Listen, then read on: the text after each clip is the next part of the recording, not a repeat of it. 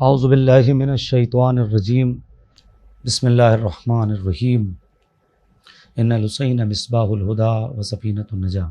ناظرین کرام السلام علیکم ورحمۃ اللہ وبرکاتہ۔ ناظرین، کل ہم علی ٹی وی کے اس اسٹوڈیو سے اور اس علی ٹی وی کے اس چینل سے، اس پروگرام سے آپ حضرات کی خدمت میں چند سوالات و جوابات استاد محترم حجت الاسلام والمسلمین علی جناب مولانا سید ذکی حسن صاحب قبلہ کے ذریعے سے آپ حضرات تک پہنچائے تھے۔ آج اس کا دوسرا ایپیسوڈ اور آخری ایپیسوڈ ہے، جس میں چند سوالات اور ہیں ہمارے پاس جو ضرورت کے ہیں اور اس وقت ضروری ہے کہ وہ آپ تک پہنچائے جائیں۔ یقیناً کل کے سوالات اور جوابات آپ حضرات تک پہنچے ہوں گے اور آپ حضرات کے علم میں اضافہ ہوا ہوگا، اور جو افراد ان سوالات کے جوابات تک متوجہ نہیں تھے یقیناً اب وہ متوجہ ہو گئے ہوں گے۔ آئیے اس سلسلے کو شروع کرتے ہیں۔ چند اشعار ملاحظہ فرما لیں اور اس کے بعد انشاءاللہ سوالات و جوابات۔ کہ اے زمین کربلا ایک روز آئیں گے حسین، اے زمین کربلا ایک روز آئیں گے حسین، پھول زخموں کے سرے مقتل کھلائیں گے حسین، پھول زخموں کے سرے مقتل کھلائیں گے حسین، ایک چراغ خیمہ بجھنے پر نہ گھبرا دین حق، ایک چراغ خیمہ بجھنے پر نہ گھبرا دین حق، اس اندھیرے میں کئی شمعیں جلائیں گے حسین، اس اندھیرے میں کئی شمعیں جلائیں گے حسین، اور تا قیامت خانہ حق کو ملے گی روشنی، تا قیامت خانہ حق کو ملے گی روشنی، اپنا سجدہ یوں زمیں پر چھوڑ جائیں گے حسین، اپنا سجدہ یوں زمیں پر چھوڑ جائیں گے حسین، اور گھر لٹا کر لیں گے واپس مملکت اسلام کی، گھر لٹا کر واپس لیں گے مملکت اسلام کی، سر کٹا کر دین خالق کو بچائیں گے حسین، سر کٹا کر دین خالق کو بچائیں گے حسین، پھر ولایت کی سرے میدان ہوگی گفتگو، پھر ولایت کی سرے میدان ہوگی گفتگو، نغمہ من کنتو مولا پھر سنائیں گے حسین، نغمہ من کنتو مولا پھر سنائیں گے حسین، اور اپنے قدموں پر کھڑی ہو جائے گی اس دم نماز، اپنے قدموں پر کھڑی ہو جائے گی اس دم نماز، سجدہ خالق میں جس دم سر جھکائیں گے حسین۔ اور دو شعر اور ملاحظہ فرما لیں کہ حیثیت کیا ہے ستم زادوں کی تیرے سامنے، حیثیت کیا ہے ستم زادوں کی تیرے سامنے، کیا یہ پستہ قد تیرے سر کو جھکائیں گے حسین، کیا یہ پستہ قد تیرے سر کو جھکائیں گے حسین، اور جیت کا اعلان تو سن لو سرے نوکے سے نا، جیت کا اعلان تو سن لو سرے نوکے سے نا، تم یہ سمجھے تھے کہ تم سے ہار جائیں گے حسین، جیت کا اعلان تو سن لو سرے نوکے سے نا، تم یہ سمجھے تھے کہ تم سے ہار جائیں گے حسین۔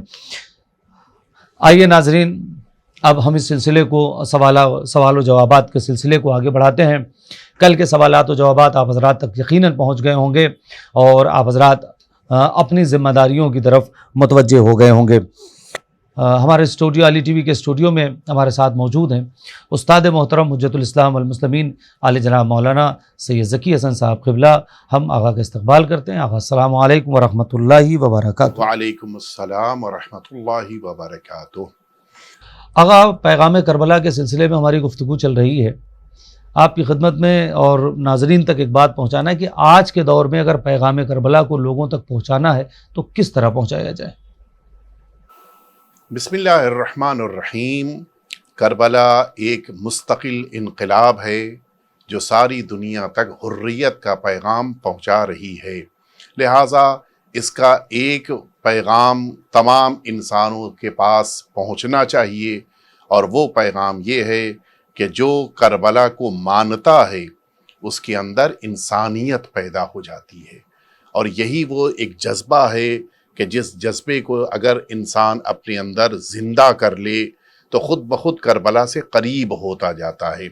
میدان کربلا میں سرکار سید الشہداء نے ان تمام قربانیوں کو پیش کیا کہ جو قربانیاں امام حسین کی طرف سے اللہ کی بارگاہ میں ایک عظیم ہدیہ تھیں، لیکن ان تمام قربانیوں کے درمیان سب سے بڑا امتیاز इमाम हुसैन का यही है कि कोई ऐसा जुमला, कोई ऐसा अमल, कोई ऐसा बयान या कोई ऐसी रविश मैदान करबला में सामने नहीं आती कि जहां पर हत्ता एक छोटा बच्चा भी कोई ऐसा काम, ऐसी बात कहे जो इंसानियत के बरखिलाफ हो।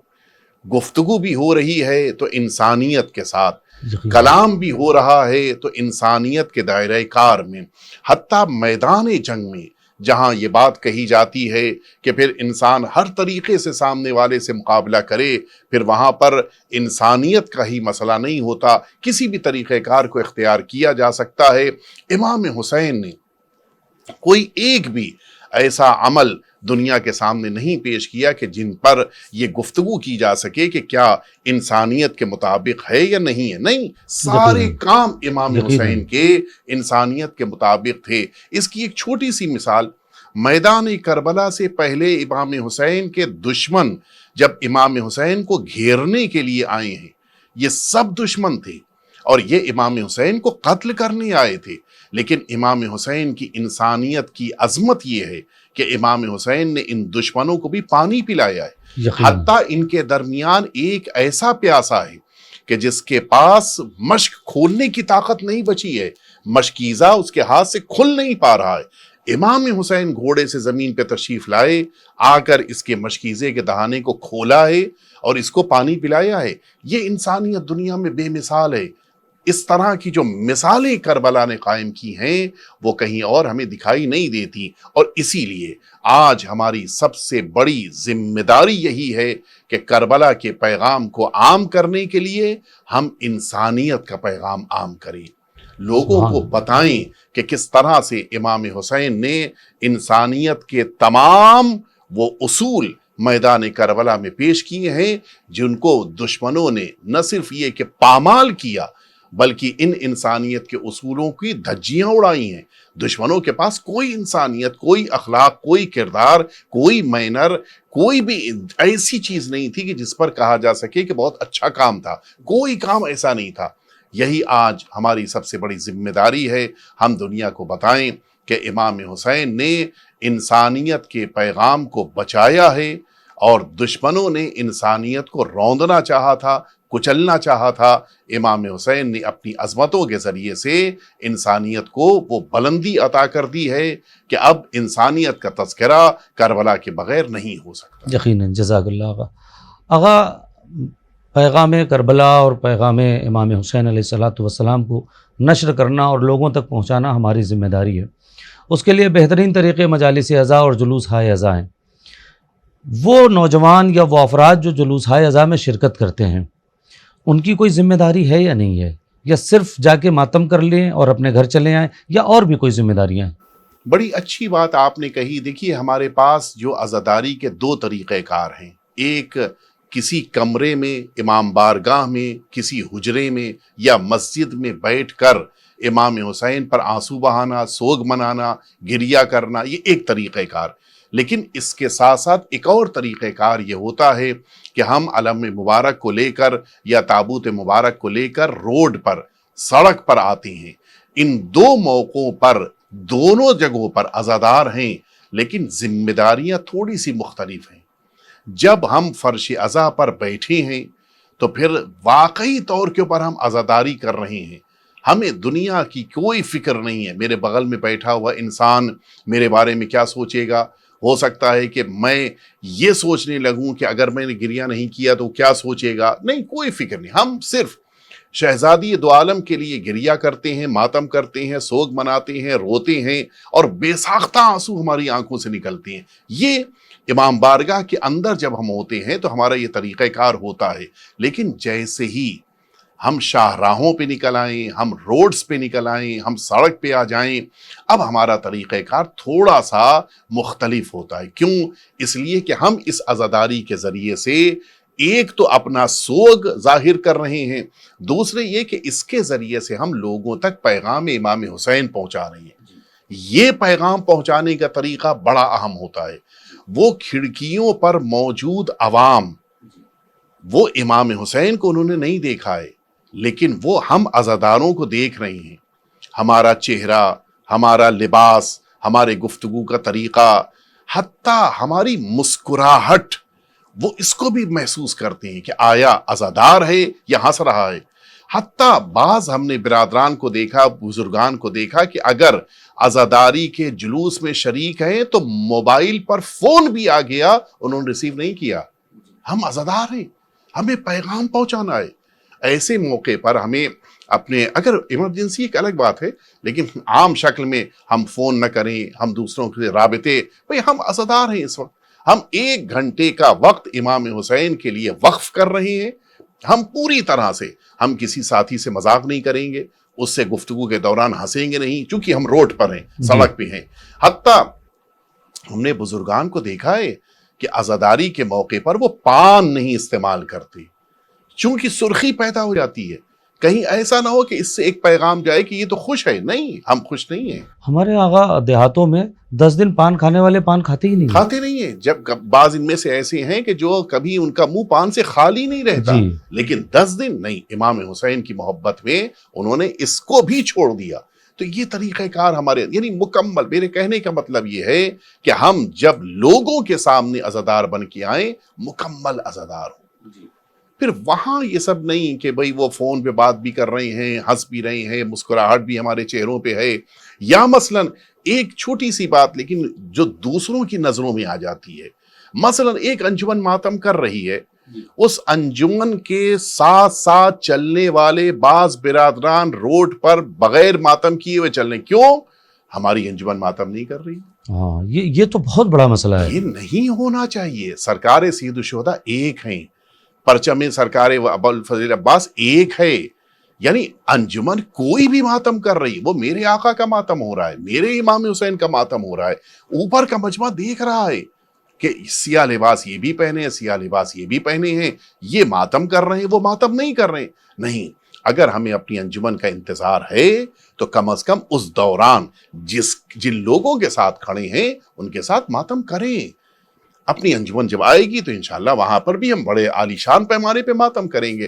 تو اس طرح سے ہم جب روڈز کے اوپر نکلیں تو ہمارا طریقہ کار مکمل عزاداری والا ہونا چاہیے۔ ہم سائیڈ میں موجود دکانوں کے اوپر جا کے مثلاً پان خرید رہے ہوں، سامان خرید رہے ہوں، یا مثلاً اور بھی اس طرح کی چیزیں، گٹکا ہے، یہ سب چیزیں نہیں۔ ہم ٹھیک ہے عزاداری کے علاوہ جس موقع پہ ٹھیک ہے ہم جائیں دکان پہ خریدیں، استعمال کریں، لیکن جب ہم روڈ پر اپنے جلوس کو لے کے نکلے ہیں تو ساری دنیا کی نگاہیں ہمیں دیکھ رہی ہیں۔ اور آج کے زمانے میں تو نہ جانے کتنے کیمرے ہوتے ہیں کہ جن کیمروں کی رینج میں ہم ہوتے ہیں۔ یقیناً۔ تو ایسے موقع پہ ہمیں زیادہ امام حسین سے اپنی الفت، صرف ہم ہی ماتم کرتے ہیں۔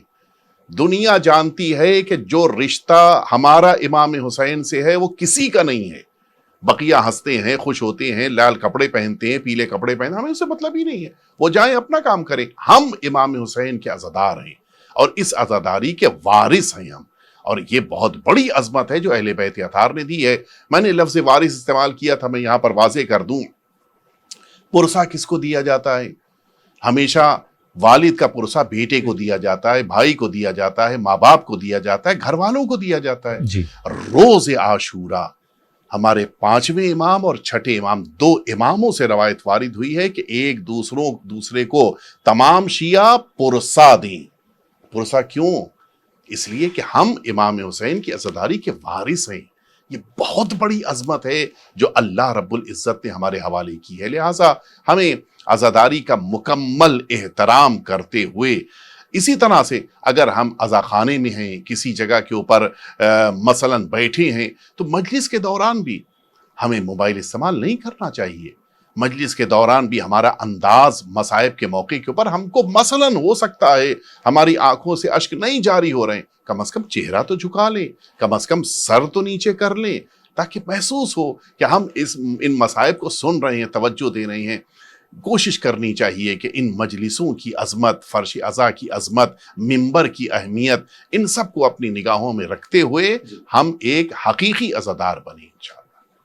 آغا آپ نے ابھی علم مبارک، تابوت، فرش عزا، منبر، یہ تبرکات عزا ہیں، ان کا احترام کیوں ضروری ہے؟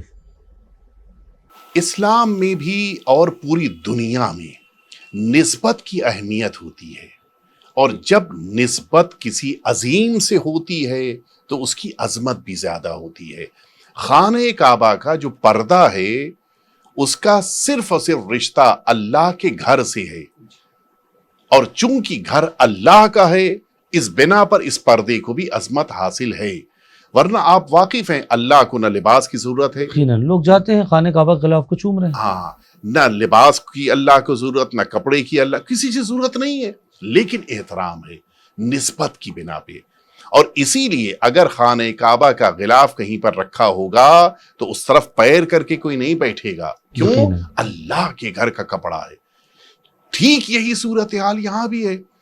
یہ تمام تبرکات عزا جو ہمارے درمیان ہیں ان سب کی نسبت سرکار سید الشہداء اور سرکار وفا سے ہے۔ تو جب ان عظیم الشان شخصیتوں سے ہے تو پھر جتنا احترام ہماری نگاہ میں ان شخصیتوں کا ہے ان سے منسوب ان تبرکات کا بھی احترام ہونا چاہیے، اور اسی لیے ہمارے وہاں ان کا مکمل احترام ہے۔ ہم حتیٰ وہ پھول جو علم مبارک پہ چڑھایا جاتا ہے وہ پھول بھی اگر زمین پہ گر جاتا ہے تو ہم اٹھا لیتے ہیں، کیوں؟ ان کی عظمت کی بنا پر، چونکہ ایک نسبت پیدا ہو گئی۔ اگر نسبت ہٹا دیجئے تو پھر وہ عظمت نہیں ہے، لیکن چونکہ سرکار وفا سے نسبت ہے لہٰذا ہماری نگاہ میں وہ بہت محترم ہے۔ الحمدللہ۔ آغا عاشورہ آ رہا ہے اور ہمارے جوان جو ہے وہ عاشورے میں، بہرحال جوان بزرگ سارے ماتم کر رہے ہیں، مجلس کر رہے ہیں۔ عاشورے کے دن ہمارا انداز کیا ہونا چاہیے؟ سوگ کا انداز کس طریقے کا سوگ ہونا چاہیے؟ روایات میں کیا ہے ان دنوں میں کہ کس طریقے؟ یوں تو کہا جاتا ہے کہ خوشی کا کوئی انداز نہیں ہے، سوگ کا انداز نہیں ہے، ہم جیسے چاہیں خوشی منائیں، جیسے چاہیں غم منائیں۔ تو کیا یہ ہو سکتا ہے کہ جیسے چاہیں خوشی منائیں، جیسے چاہیں غم منائیں، یا اس کا کوئی انداز ہونا چاہیے؟ ہمارے پانچویں امام محمد باقر علیہ السلام نے اللہم صلی علی محمد اپنی اس اہم ترین روایت میں کہ جو آقا نے روز عاشورہ ایک مؤمن کے اعمال سے متعلق بیان فرمائی ہے، اس میں آقا نے فرمایا کہ روز عاشورہ سرکار سید الشہداء کی قبر مبارک اور حرم مطہر کی طرف تم لوگ کوچ کرو، یعنی امام حسین کے حرم جاؤ، آقا کی زیارت کرو، ایک کام۔ اس کے بعد مولا فرماتے ہیں کہ اگر عاشور کے دن امام حسین کے روضہ مبارک تک نہ پہنچ پاؤ تو پھر اب تمہاری کیا ذمہ داری ہے؟ مولا فرماتے ہیں کہ تم لوگوں کو اپنے گھر میں جمع کرو، فرش عزا بچھاؤ، خود بھی بیٹھو اور تمام اہل خانہ کو اس دن اپنے ساتھ بٹھاؤ، اور پھر اس کے بعد مولا فرماتے ہیں کہ مجلس عزا منعقد ہو جس میں امام حسین کے مصائب کا تذکرہ ہو۔ جملہ بڑا قیمتی ہے۔ مولا فرماتے ہیں کہ جب اس فرش عزا سے اٹھیں تو تمام شیعہ ایک دوسرے کو پرسہ دیتے ہوئے دوسرے گھر آئیں، یعنی انداز راستے میں بھی ایک گھر سے دوسرے گھر جانے میں ظاہر ہے کہ شاہراہ پہ انسان نکلے گا۔ جب انسان دوسرے گھر جاتے وقت گزر رہا ہو اس کا انداز ایسا ہونا چاہیے کہ دوسروں کو دیکھ کر لگے کہ گویا ان کے گھر میں کوئی عظیم حادثہ ہو گیا ہے، ایسا محسوس ہو، تاکہ دوسروں کو پرسہ دیا جائے، وہ ان کو پرسہ دیں، یہ ان کو پرسہ دیں، سارے اہل خانہ جمع ہوں۔ اور یہاں پر ایک پہلی جو اہم ترین بات ہے کہ امام نے یہ فرمایا کہ اہل خانہ کو بٹھا کر مجلس کرو، یہ اہم بات ہے۔ یعنی ایسا نہ ہو کہ انسان اس دن اپنے اہل خانہ میں مثال کے طور پہ بیٹا اپنے کسی کام میں مصروف ہے، البتہ معمولاً شیعوں کے وہاں ایسا نہیں ہوتا، لیکن ایک بات کہہ رہا ہوں، یعنی مولا چاہتے ہیں، معاف کیجیے گا، عاشورے کے دن کام کر سکتے ہیں؟ جی یہ ایک اچھی بات ہے، چونکہ ہمارے وہاں روایت میں چھٹے امام سے جملہ وارد ہوا ہے کہ چونکہ دشمنان امام حسین نے عاشورے کے دن اپنے خوشی کے مارے آذوقہ جمع کیا تھا، یعنی گھر کے جو وسائل، گھر کی ضرورتوں کے سامان ہیں، لہٰذا مولا فرماتے ہیں کہ عاشور کے دن اپنے گھروں میں آذوقہ جمع نہ کرو، یعنی مراد یہ ہے کہ وہ سامان جو تمہاری ضرورت کے ہیں وہ عاشور کے دن خرید کے نہ لے کر آؤ۔ اور اسی بنا پہ ہمارے سارے علماء نے لکھا ہے کہ عاشور کے دن انسان کا کسب و کار کرنا، یعنی انسان کا مزدوری کرنا، انسان کا نوکری کرنا، انسان کا وہ کام کہ جس کے ذریعے سے گھر میں رزق آتا ہے، وہ کام عاشور کے دن انسان کا کرنا مکروہ ہے، یعنی اس کے ذریعے سے برکتیں چلی جاتی ہیں۔ متوجہ ہیں؟ لہٰذا ہم کو عاشور کے دن اپنے اندر سوگ کا انداز پیدا کرتے ہوئے اپنی اپنی جگہ پر کوشش کرنی چاہیے۔ ہر ایک مجلس میں تعداد کی اہمیت نہیں ہے، ہماری نیتوں کی اہمیت ہے۔ ایک جگہ کے اوپر 2 مومن بیٹھے ہوئے آنسو بہا رہے ہیں، آپ ان کے ساتھ بیٹھ کر گریہ کیجئے، یہ مجلس ہو گئی۔ حتیٰ ایک جگہ کے اوپر مثلا 10 آدمی 15 آدمی بیٹھے ہوئے ہیں، آپ اس مجلس میں خود کو بھی شامل کر لیجئے، یہ آپ کی طرف سے بھی مجلس شمار ہو جائے گی۔ مجلس میں ایسا نہیں ہے کہ سارے افراد میرے گھر میں میرے بلانے پر میرے نام پر جمع ہو تبھی مجلس ہوگی، ایسا کچھ نہیں ہے۔ آپ کسی بھی مجلس میں شامل ہو رہے ہیں، کسی بھی مجلس میں مثلا مومنین کو آپ نے تبرک دے دیا، آپ اس مجلس میں شامل ہو گئے، تو یہ مجلس میں شمولیت ہماری کسی بھی عنوان سے ہو سکتی ہے اور اس کو بڑی اہمیت دی گئی ہے۔ لہٰذا تھوڑا سا ہم طریقہ کار کو اور بہتر بنا سکتے ہیں۔ اس دن ہمارا لباس، خاص طور سے ہمارے لیے تاکید کی گئی ہے کہ جو لباس پہنے ہوں اس لباس میں ہمارے یہ بٹن کھلے ہوئے ہوں، ہماری آستین الٹی ہوئی ہو، تاکہ پتہ چلے، سر برہنہ ہو، تاکہ پتہ چلے کہ ہم کسی کے سوگ میں، اور خاص طور سے امام حسین اور شہدائے کربلا کے سوگ میں اس انداز میں ہیں۔ روایتوں میں یہ ذکر وارد ہوا ہے کہ ہمارے پیروں میں نعلین نہیں ہونی چاہیے۔ البتہ بعض علاقوں میں مجبوریاں ہوتی ہیں، ان مجبوریوں کی بنا پہ مثلا شدت ہے گرمی کی یا شدت سے وہاں کی ٹھنڈک ہے تو وہاں کے مسائل الگ ہیں، لیکن جہاں پر انسان کے لیے ممکن ہے کوشش کرے کہ سر بھی کھلا ہو، کوشش کرے کہ پیر بھی انسان کا اس انداز میں ہو کہ وہ محسوس کرے، لوگ دیکھیں تو سمجھ جائیں کہ یہ آج عزادار ہے۔ جزاک اللہ۔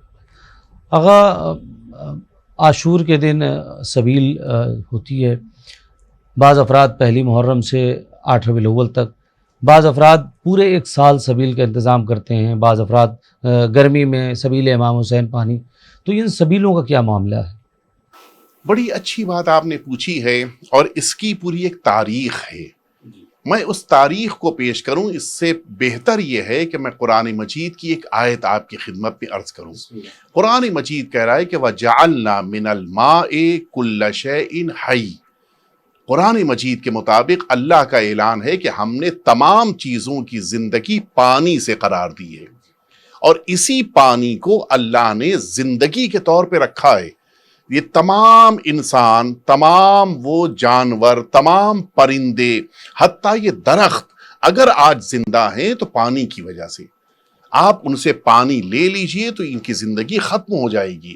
سرکار سید الشہداء کے نام پر جو طریقہ کار ماضی سے آج تک چلا آ رہا ہے، کہ جس کا روایتوں میں بھی ذکر آیا کہ امام حسین کے نام پر پانی پیو اور امام حسین کے نام پر پانی پلاؤ، دونوں روایتیں موجود ہیں، کہ اس کا اصل سبب یہی ہے کہ امام حسین کے نام پر جب پانی پلائیں تو یہ احساس پیدا ہو کہ امام حسین لوگوں کے درمیان زندگیاں لیتے نہیں ہیں، زندگی بانٹتے ہیں۔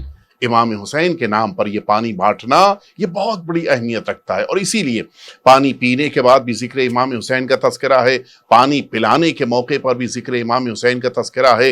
یہ جو سبیلیں قائم ہوتی ہیں، یہ سبیل 2 طرح کی ہوتی ہیں۔ مثلا بعض جگہوں کے اوپر سبیل ایک مٹکا ہے کہ جس کے پاس ایک مثلا گلاس رکھا ہے اور سبیل امام حسین لکھا ہے، لوگ آ رہے ہیں اس مٹکے سے پانی نکال کر پی رہے ہیں، یہ ایک سبیل کا طریقہ کار ہے۔ بعض جگہوں کے اوپر سبیل کا طریقہ کار یہ ہوتا ہے کہ مثلا کسی میدان میں ایک شیڈ لگا دیا گیا، وہاں پہ کرسیاں رکھ دی گئی ہیں، لوگ وہاں پر مثلا ٹی وی کے ذریعے سے یا کسی اور ذریعے سے مجلس سن رہے ہیں، اس کو بھی سبیل کا رنگ دیا جاتا ہے اور کہا جاتا ہے یہ سبیل ہے، اور پھر مجلس کے بعد وہاں پہ تبرک تقسیم ہوتا ہے۔ یہ دونوں سبیلیں بڑی محترم ہیں، لیکن جو اصل سبیل یعنی پانی کی شکل میں ہے وہ بہت اہمیت رکھتی ہے، اور اس کی ایک سب سے بڑی وجہ یہی ہے کہ میدان کربلا میں سرکار سید الشہداء پر جو ظلم ڈھائے گئے، ان ظلموں میں ایک بہت بڑا ظلم یہی تھا کہ امام حسین پر پانی بند کر دیا گیا تھا۔ انسانیت دم توڑ رہی تھی جب امام حسین اپنے چھوٹے سے ننھے سے علی اصغر کو لے کر اس دشمن کے مجمع کے سامنے آئے تھے۔ کیا عالم ہوا ہوگا کہ امام حسین کس انداز میں اس مجمع سے ہی کہہ رہے تھے کہ میرا یہ 6 ماہ کا بچہ ہے کہ جس کے پاس پینے کا کوئی انتظام نہیں ہے اور ماں کا دودھ بھی خشک ہو چکا ہے۔ کتنا سخت تھا امام حسین کے لیے، اور اسی ننھے علی اصغر کی یاد اور بقیہ شہدائے کربلا کی یاد کے طور پر یہ پانی جو آج اس امت کو پلایا جاتا ہے یا بقیہ قوموں کو پلایا جاتا ہے، تاکہ ان کے دلوں میں بھی احساس پیدا ہو کہ واقعاً پیاس کتنی بڑی آزمائش ہے، کہ جس مرحلے سے امام حسین میدان کربلا میں گزر رہے تھے، اور جیسا کہ میں نے عرض کیا تھا پہلے کہ امام حسین نے اپنے دشمنوں کو پانی پلایا تھا، اور وہ دشمن اس وقت سامنے کھڑے تھے، یعنی ایسا نہیں ہے کہ وہ واپس چلے گئے تھے، جنہیں امام حسین نے پانی پلایا تھا وہ سامنے موجود ہیں، اور اس کے باوجود کسی ایک نے آگے بڑھ کر امام حسین کے ننھے علی اصغر کو پانی نہیں پلایا۔ اور یہاں پر ایک جملہ اور کہتا چلوں کہ اسی لیے ضروری ہے کہ ہم امام حسین کے نام پر صرف اپنوں کو نہیں، ساری قوموں کو پانی پلائیں۔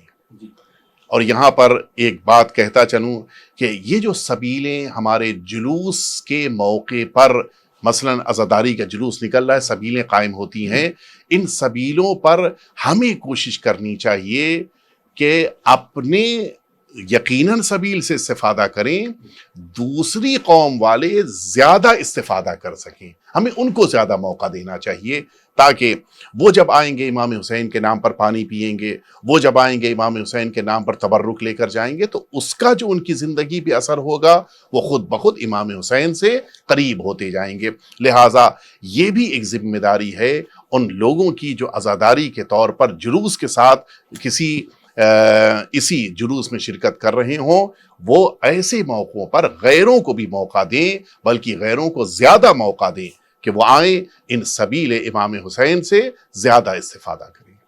آغا ابھی سبیل کے سلسلے میں آپ گفتگو کر رہے تھے، یقیناً پانی پلانا اور سرکار سید الشہداء کے نام پر پانی پلانا بے پناہ فضیلت رکھتا ہے، اور بے پناہ اس کا ثواب ہے پانی پلانے کا، خصوصاً امام حسین کے نام پر۔ یقیناً جو افراد سبیل لگاتے ہیں، خدا ان کی توفیقات میں مزید اضافہ فرمائے۔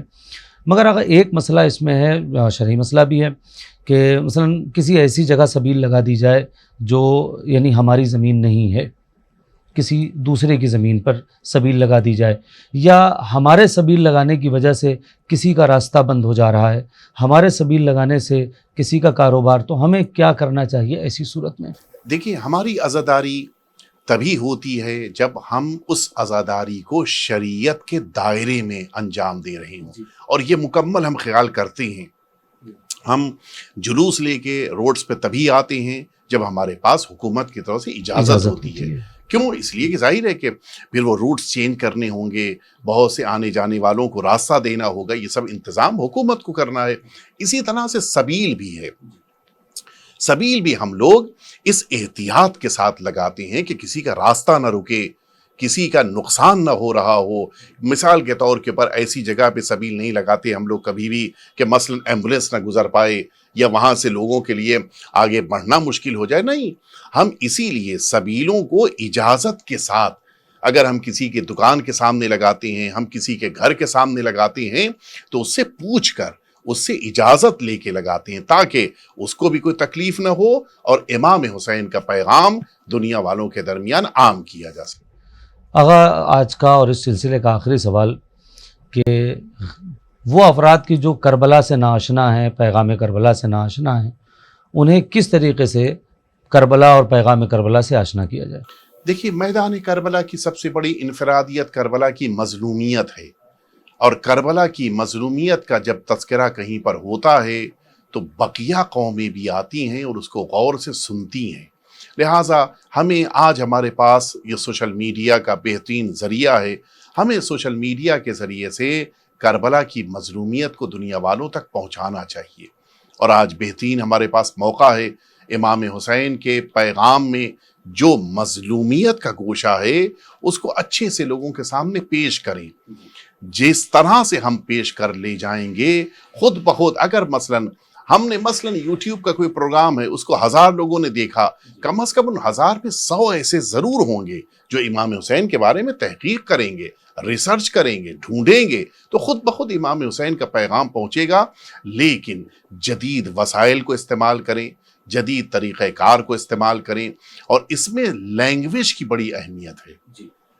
مثال کے طور پہ ہم آپس کی گفتگو میں کہتے ہیں سرکار سید الشہداء، بہت اچھا لفظ ہے، لیکن جب ہم عوام میں گفتگو کر رہے ہوں تو سرکار سید الشہداء امام حسین کہنا ہوگا، چونکہ وہ تو نہیں جانتا کہ سید الشہداء لقب کس کا ہے۔ تو ایسے مثلا سرکار امیر المؤمنین، ہم نے بہت اچھا نام لیا، لیکن یہ لفظ صرف شیعوں کے بیچ میں رائج ہے۔